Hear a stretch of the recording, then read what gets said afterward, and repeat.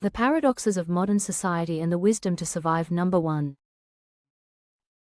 Recently, there have been many news reports about a city near the Thai border in Myanmar, built by a criminal organization, where people from various countries are deceived or kidnapped and brought there, only to be forcibly involved in special fraud targeting their home countries. In cases where individuals are forced to participate in such fraud, what happens if they are later rescued, manage to escape, or are released after a set period?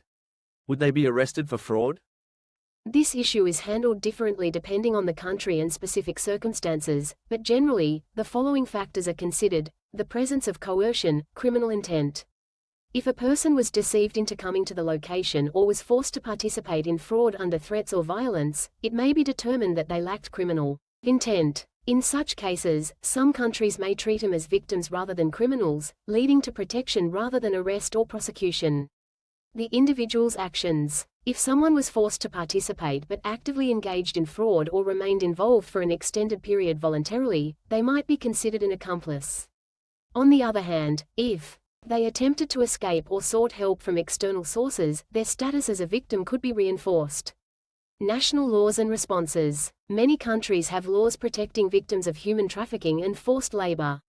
After investigating the circumstances, authorities may classify them as victims rather than criminals.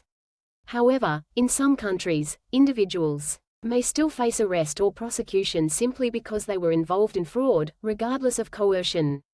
Involvement of international organizations. The international community views this issue seriously, with organizations like the United Nations and human rights groups advocating for the protection of forced labor victims.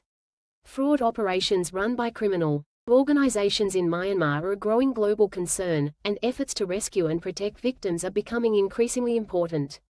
Conclusion. If it is recognized that the individual was forcibly involved in fraud, they are likely to be treated as a victim.